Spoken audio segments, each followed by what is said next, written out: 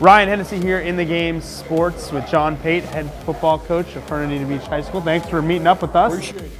Media day, first day of practice yesterday. Absolutely. So getting the ball rolling. We're going. It's the season's coming. Tell me about your team. Tell me about your expectations last year, now this year. Is it a rebuild? Is it coming into what you wanted? Well, what do you think? I think we're starting to mature a little bit.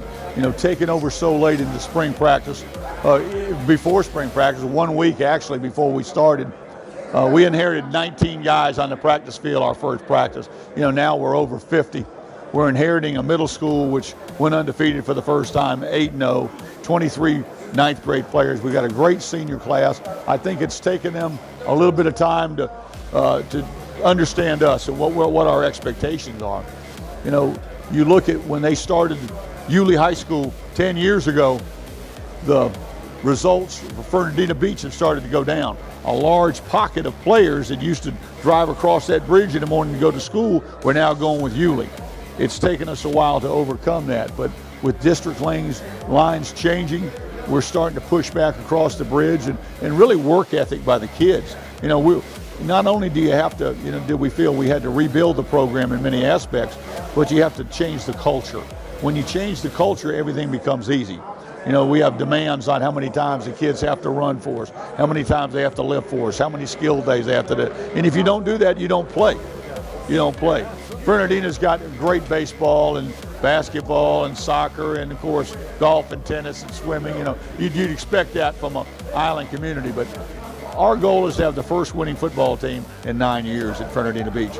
And with the schedule manageable now, and with the amount of experience we have, I don't think we are going to have the first winning football season we've had in 9 years at Fernandina. That's awesome, Coach. I love it. So this upcoming season, I played football and I kind of talked to other people about this. It's tough when you lose that quarterback, that running back, those big players. Talk about some players you lost and some players that you're excited that are coming back. Well, we lost 2 players that signed. Ty Herring was injured most of last year in a freak accident, but he was still a good enough athlete. He signed 1AA at Samford University in Birmingham, where he's a free safety. And then we lost another really fine linebacker, and Brady Stockert, who signed to play NAIA football at Ave Maria down outside Naples. But the majority of our players are coming back. You know, Clay Gaines at offensive line, Sebastian Miller at offensive line. You know, our best running back and Jordan Parker's coming back, and he'll play also on defense as well as offense. I'm not so sure he may not be a corner in college. You don't know. Joe Lapone is a kid who can run the option, can run. He's throwing better. He'll also play some in the secondary. We got an outstanding tight end, defensive end, Walker Bean. Big kid, runs well, getting a lot of love, already got a Division I offer.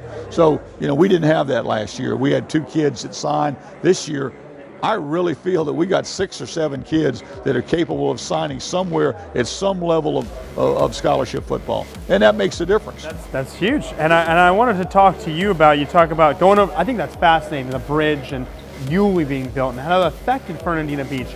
But now, how does this playoff format affect Fernandina Beach? Well, you know, we're 4A, Yulee's 5A.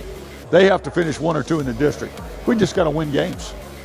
If we win our games, it'll take care of ourselves. We're playing 2 or 3 teams with upper classifications, Yulee and Stanton, so you beat them, you get extra points. We're playing 2 teams who are in the state playoff. You beat them, you get extra points.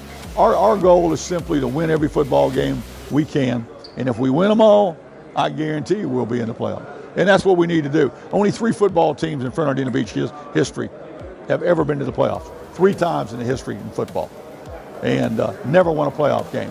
Those are great things for our kids to aspire to. And it starts with winning the first game. Well, we're faster, we're stronger, we have more depth, and the kids have been in the scheme for a while. So I'm really excited about our opportunity this year. Last year we were beat up early. 3 of our 5 offensive linemen lost at least a month of the season. We couldn't recover from that.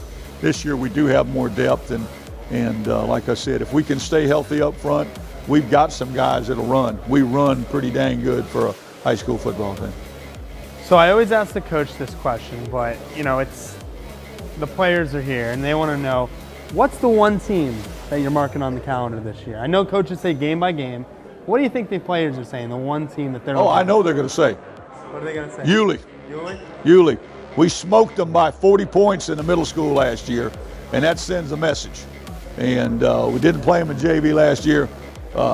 Beat Yulee, and they got to come across the bridge. It's time to hit them guys in the mouth and win that football game.